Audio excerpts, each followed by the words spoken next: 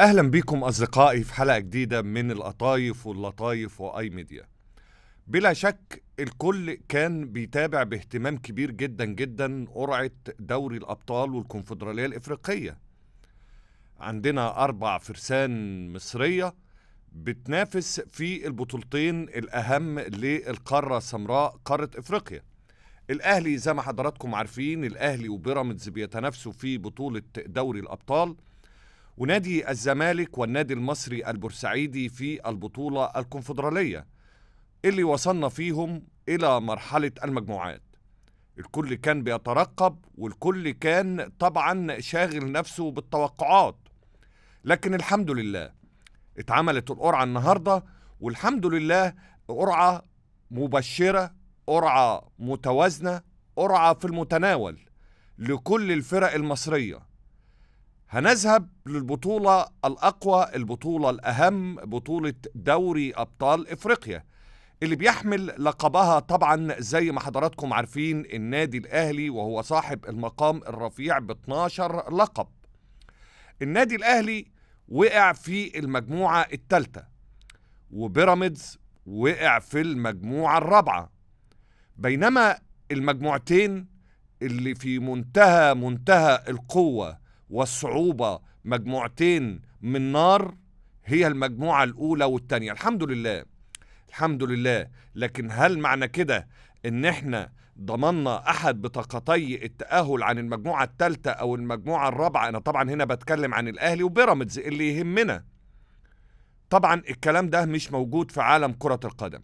لكن قبل ما نتكلم في التفاصيل، تعالوا نسرد لحضراتكم توزيعة ال16 فريق اللي تأهلوا إلى مرحلة المجموعات في دوري أبطال إفريقيا. هنلاقي المجموعة، خلينا نتكلم في الأول عن المجموعات اللي تهمنا. المجموعة الثالثة اللي وقع فيها وتصدرها النادي الأهلي، لأنه بيأتي طبعا في التصنيف الأول.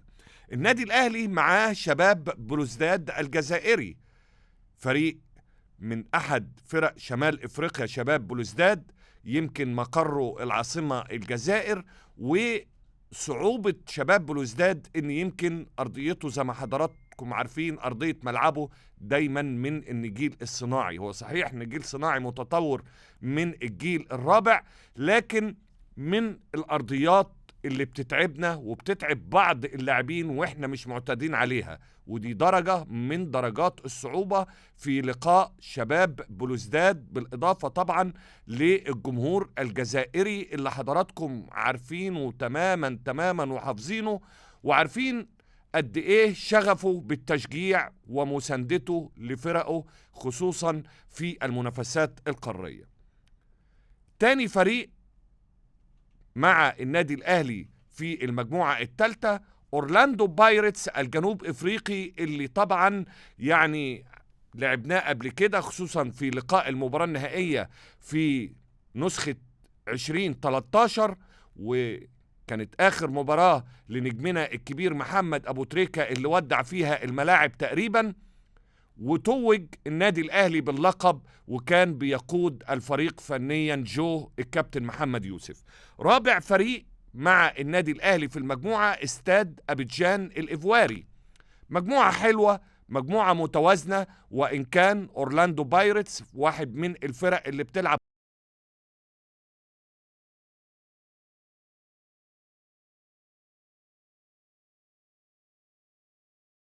جدا جدا للكرة اللي بيقدمها فريق سان داونز. يبقى عندنا شباب بلوزداد فريق لن يكون صيدا سهلا. استاد أبيجان مفاجأة وجاي من بعيد، وعندنا أورلاندو بايرتس منافس قوي جدا جدا في هذه المجموعة. المجموعة الرابعة مجموعة بيراميدز، وقع في مجموعة برضو في المتناول، ومجموعة متوازنة، ومجموعة لينا فيها حظوظ كبير. في التصنيف الأول طبعا الترجي التونسي، ثم بيراميدز، ثم سجرادا الأنجولي اللي شفناه قبل كده في منافسات أمام نادي الزمالك، وفريق صاحب تاريخ وصاحب خبرة وصاحب تمرس في البطولات الإفريقية هو ديجوليبا المالي. برضو مجموعة سهلة وفي المتناول، واللقاءات كلها هتبدأ يوم 26 و27 نوفمبر. النادي الأهلي هيبدأ باستاد أبيجان في ملعب القاهرة الدولي، ثم هيخرج إلى جنوب إفريقيا يوم 6 أو 8 ديسمبر، ثم بعد كده يستضيف شباب بلوزداد في ملعب القاهرة، ثم نخرج إلى شباب بلوزداد في الجزائر، ثم نخرج أيضا إلى استاد أبيجان، ويختتم النادي الأهلي أصدقائي لقاءاته في ملعب القاهرة الدولي يوم 17 إلى 19 يناير أمام أورلاندو بايرتس. المجموعة الأولى والمجموعة الثانية في دوري الأبطال في منتهى القوة، والحمد لله إن فرق كبيرة هتخلص على بعض في المنافسات دور ال16 أو مرحلة المجموعات. المجموعة الأولى قوية لكن أقل وطأة من المجموعة التانية، اللي هي زي ما حضراتكم بتحبوا دايما تسموها المجموعة الحديدية، المجموعة الفولاذية، مجموعة الموت، زي ما انت عايز قول. لكن خلينا الأول نتكلم عن المجموعة الأولى. المجموعة الأولى فيها مازيمبي، يانج أفريكانز، الهلال السوداني، غريبة انه ما وقعش معانا السنة دي، ومولودية الجزائر. ما تقدرش تقول مين هيعمل ايه ومين يقدر يتصدر هذه المجموعة على الإطلاق، لأن الأربع فرق عندهم حظوظ. نيجي بقى للمجموعة الحديدية، المجموعة النارية، فعلا مجموعة يعني ضمت 4 فرق في منتهى القوة. ربما في فريق أقل تاريخا وأقل قوة هو مانيمبا الكونغولي، وإن كان الكرة في الكونغو حضراتكم عارفين قد إيه هي متطورة وقد إيه هم مهتمين بتطوير الأداء في الكونغو. لكن ال3 فرق، سان داونز الجنوب إفريقي، الجيش الملكي المغربي بطل الدوري المغربي، والرجاء المغربي، واحد دايما من فرسان كرة القدم الإفريقية ودايما واحد من أضلاع المربع الذهبي في هذه البطولة. عموما كل الأمنيات الطيبة للأهلي وبيراميدز في دوري الأبطال، والمهمة طبعا لن تكون سهلة، خصوصا ان الأهلي وبيراميدز عندهم سفريات بعيدة جدا وعندهم أجواء مختلفة تماما عن المنافسات المحلية. التأهل لن يكون سهلا، لكن بالأداء وبالشخصية وبالنجومية وبالملاعب وبالتاريخ وبقدراتنا الفنية والمساندة الجماهيرية، النادي الأهلي بإذن الله قادر على التأهل عن المجموعة الثالثة، وأعتقد بإذن الله بيراميدز أيضا قادر عن التأهل من المجموعة الرابعة. نروح للفارسين الآخرين في البطولة الكونفدرالية، نادي الزمالك الفارس الأبيض والنسر الأخضر المصري البورسعيدي. حظنا إنهم الاتنين وقعوا في مجموعة واحدة. هل ده حلو؟ هل ده وحش؟ مش عارف رأي حضراتكم إيه. هو هيقلل عليهم السفر والترحل والانتقال، لكن فرقتين طبعا من نار. الزمالك والمصري عارفين بعض بشكل جيد، وهتبقى لقاءين في منتهى الصعوبة للفرقتين. احنا طبعا عايزين الفرقتين ينتزعوا بطاقتي التأهل عن المجموعة الثالثة. الزمالك والمصري وإنيمبا وبلاك بولز الموزمبيقي. يبدو من الأسماء إن إنيمبا هو اللي هيناوش نادي الزمالك والنادي المصري البورسعيدي، لكن علينا في عالم كرة القدم ان انت تحترم كل المنافسين، وبلاك بولز الموزمبيقي علينا ان احنا نضعه في الاعتبار بشكل جيد، لان نادي الزمالك هو اللي هيستضيف بلاك بولز الموزمبيقي في اول لقاء ليه، ثم في تاني لقاء هيخرج نادي الزمالك لإنيمبا، ثم ثالث لقاء هيجمع بين الزمالك والمصري، ثم في الجولة الرابعة المصري والزمالك، ثم نادي الزمالك يوم 10 و12 يناير هيلاعب بلاك بولز الموزمبيقي في موزمبيق. وأخيرا هيختتم نادي الزمالك أيضا يوم 17 و19 يناير نفس مواعيد دوري الأبطال، هيستضيف نادي الزمالك إنيمبا في آخر اللقاءات. يبقى نادي الزمالك هيبدأ مشواره الإفريقي بمشيئة الرحمن بمواجهة بلاك بولز الموزمبيقي، بينما النادي المصري هيواجه إنيمبا في أول اللقاءات، وبداية قوية للنادي المصري. واللقاء الأول للنادي المصري البورسعيدي في مرحلة المجموعات هيبلور بشكل كبير جدا جدا قدرته على التأهل من هذه المجموعة. كل الأمنيات الطيبة للأربع فرسان إنهم يستمروا في مشوار التنافس والوصول إلى الدور الربع نهائي، دور الثمانية.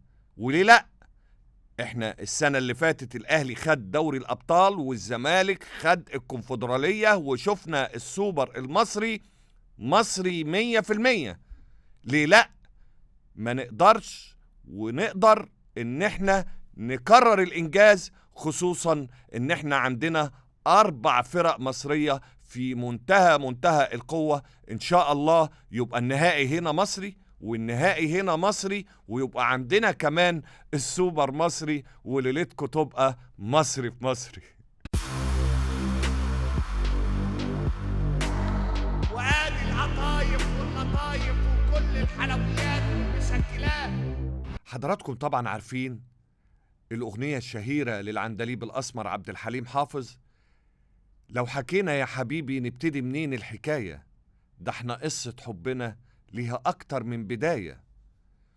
وبداية موضوعنا كانت تصريحات القندوسي، الترند الكبير، الترند اللي شغل ناس كتير على مدار 3-4 أيام. الكل اتحدث في كل الاتجاهات.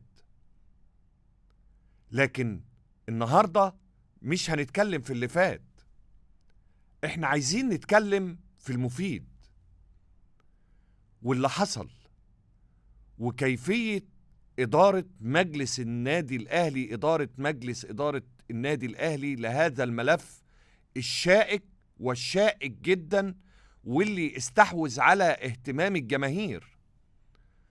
والموضوع ده بالنسبة لي أنا شايفه إن كان بالونة اختبار في بداية المهمة للكابتن محمد رمضان، اللي الكل عرف انه تولى مهمة المدير الرياضي وتحديدا مدير الكرة الجديد للنادي الأهلي في واحدة من توابع زلزال السوبر الإفريقي. لكن أول حاجة لفتت انتباهي في الموضوع دوت هو ليه القندوسي، وليه تصريحات القندوسي في التوقيت دوت؟ هل علشان يبقى بالونة اختبار لمحمد رمضان ومطب جديد لمجلس إدارة النادي الأهلي؟ الصراحة الكل وجه سهام النقد هنا وهناك، لكن النادي الأهلي قدم درس هو والمدير الرياضي ومدير الكرة الكابتن محمد رمضان، إنهم بدأوا بالتحقيقات، استدعوا القندوسي، استدعوا أمير توفيق للتحقيق، والكل يقدم كلامه بالأدلة وبالبراهين وبالمستندات. والإعلاميين كان ليهم دور في توضيح بعض الحقائق، سواء تغريدة بالعيد أو تصريحات الوكلاء أو والد بن عيد، كلها أكدت إن في لبس وفي غلط في تصريحات القندوسي. لكن النادي الأهلي ما انتظرش كتير، واعتمد على إنه يكشف كل الأوراق لكل الجماهير، تحديدا في البيان اللي صدر بعرض أحمد القندوسي للبيع، في إشارة واضحة تماما من مسؤولي النادي الأهلي أن تصريحات أحمد القندوسي كان فيها إساءة بالغة لمسؤولي النادي الأهلي والمسؤولين عن ملف التعاقدات نقطة، وانتهى أحمد القندوسي من ملف النادي الأهلي. النقطة التانية كمان هي النقطة الأهم والأبرز في البيان، وهي إعادة هيكلة لجنة التعاقدات.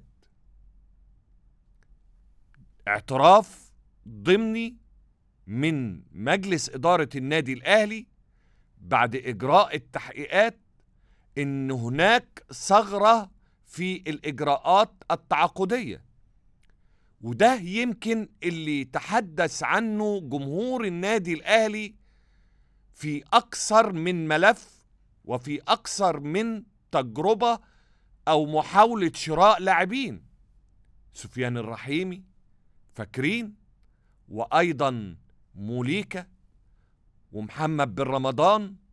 كان في دايما حتى بالعيد اللي الكل كان بيقول إن الأهلي قريب جدا جدا من هؤلاء اللاعبين، لكن كانت دايما بتيجي الصفقة وبتبوظ في اللحظات الأخيرة.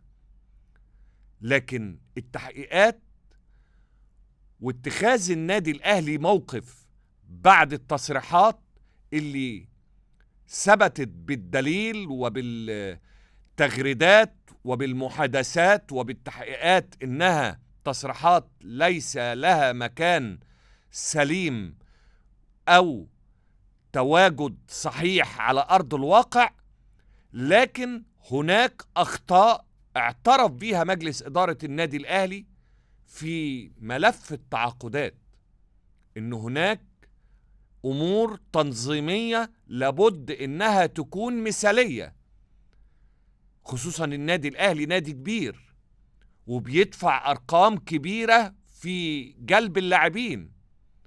وبيني وبينكم أي لاعب في إفريقيا إذا ما كانش عنده تجربة احترافية في أوروبا كبيرة في نادي وفي دوري من الدوريات المهمة الأوروبية، لا، النادي الأهلي بالنسبة له أفضل بكتير من أي تجربة احترافية، جماهيرية وألقاب وبطولات ومشاركة في مختلف القارات. النادي الأهلي قدم درس جديد في الشفافية وفي عدم ترك الأمور تمر مرور الكرام، لأن السكوت على تصريحات القندوسي ما كانتش هتبقى أبدا مرور الكرام، لكن كانت هتبقى مرور اللئام. والنادي الأهلي عودنا وعود جماهيره إن هو قلعة المبادئ والشرف والأخلاق والانضباط، وعشان كده ده واحدة من أسرار نجاح النادي الأهلي في مختلف البطولات. شابوه النادي الأهلي وبرافو الكابتن محمد رمضان اللي نجح في أول اختبار له بامتياز. وادي القطايف واللطايف وكل الحلويات مسجلات. مرموش مش فنكوش، مرموش صناعة كروش. الكل عايز يركب الترند. عارفين حضراتكم خالف تعرف؟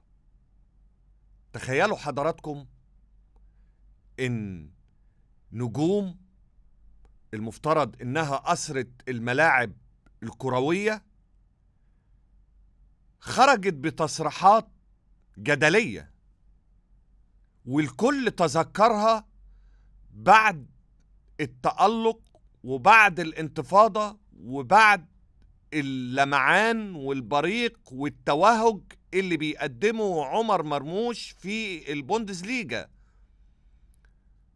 عمر مرموش لاعب انترلاخت فرانكفورت الألماني، موسم استثنائي وبداية نارية، بداية عالمية، يتصدر ترتيب الهدافين في الدوري الألماني ب8 أهداف و4 محاولات ناجحة في صناعة الأهداف، 4 تمريرات أسيست يعني، يتصدر بيهم عمر مرموش الدوري الألماني، والكل تابع بشغف.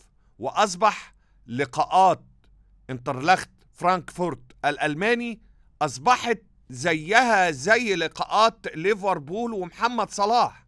الناس بقت بتنتظرها علشان تتفرج على عمر مرموش وإسهاماته وإبداعاته.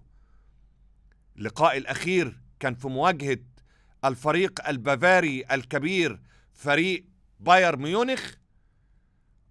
تألق عمر مرموش وقدم مباراة أسطورية، مباراة إعجازية، سجل هدفين وعمل تمريرة أسيست في مباراة من المباريات ذات العيار التقيل، مباراة قمة انتهت 3-3.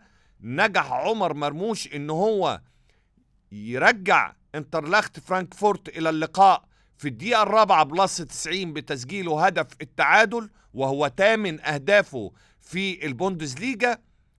لكن في ظل الإشادة وفي ظل التألق الغير عادي لعمر مرموش، الكل عمل فلاش باك وتذكر التصريحات الخزعبلية، التصريحات اللي هدفها فقط الترند وليس لها أي تقييم فني أو كروي، لما قال نجمنا اللي احنا المفروض بنعتز بيه بما قدمه في الملاعب المصرية، قال لك عمر مرموش ده فنكوش، رغم ان الكل تحدث ان احنا شابوه كروش ان هو طلع لنا عدد من المواهب المصرية اللي ما كانتش لا على البال وعلى الخاطر، واحد منهم عمر مرموش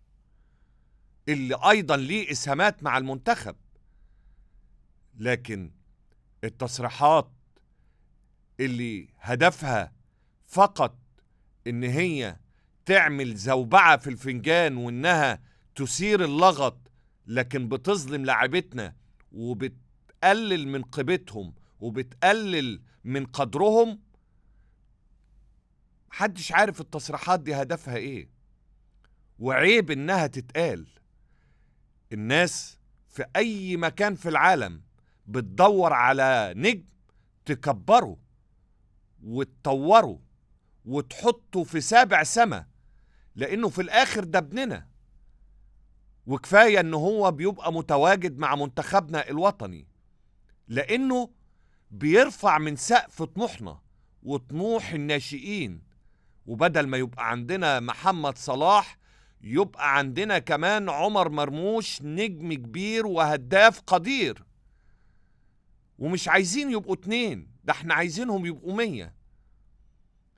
ده احنا لما لعيب بيلعب كورة ولا 2 بنقول ونعيد ونغني ونقول القطايف واللطايف والحلويات، فما بالكم باللي بيلعب في تنافس على أعلى مستويات وبيقدم عظمة، متصدر الهدافين وبيقدم بصمة إيجابية في أعلى المستويات الكروية.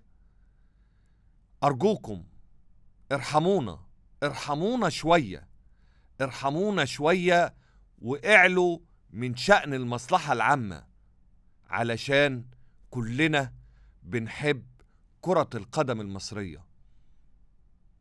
كلام بسيط وكلام مش صعب، والترند هيجي كده كده، بس خلوه في المفيد مش في أي كلامه يا عبد السلام. في الأخير بشكركم أصدقائي على هذه المتابعة في حلقة جديدة. أعتقد إنها كانت حلقة النهاردة سخنة جدا من القطايف واللطايف وأي ميديا. تحياتي ليكم والسلام عليكم ورحمة الله وبركاته.